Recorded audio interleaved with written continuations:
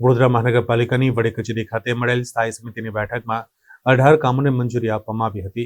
વડોદરા મહાનગરપાલિકાની સ્થાયી સમિતિની બેઠક મળી હતી, જેમાં કુલ 19 કામો મંજૂરી અર્થે લેવામાં આવ્યા હતા, જેમાંથી 18 કામોને મંજૂરી આપવામાં આવી છે, જેની કામ મુલતવી કરવામાં આવ્યું છે. દર અઠવાડિયે વડોદરાના વિકાસલક્ષી કામો અંગે ચર્ચા કરી મંજૂર નામંજૂર કરવા હેતુસર મળતી આ બેઠકમાં 19 કામો એજન્ડા પર લેવામાં આવ્યા હતા, જેમાંથી 18 કામો મંજૂર કરાયા હતા, જ્યારે એક કામ નામંજૂર કરવામાં આવ્યું હતું.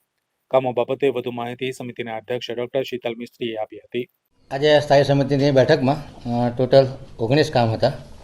આમાંથી એક કામ મુલતવી રાખવામાં આવ્યું છે. થોડા કામો ફેરફાર સાથે મંજૂર કરવામાં આવ્યા છે. આઉટસોર્સિંગથી 100ની સંખ્યામાં જે પ્યુન લેવાના હતા, એમાં એક્સટેન્શનનું કામ આવેલું 3 મહિના માટે.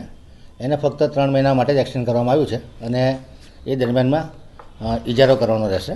4 ઝોનમાં જે રોડ ફિક્સરના કામ હતા, 50 લાખની મર્યાદા 26.5% ઓછા ભાવ પત્ર આવ્યા હતા, એને 25 લાખની મર્યાદામાં મંજૂર કરવામાં આવે છે. 50ના બદલે 25 લાખની મર્યાદા કરી છે.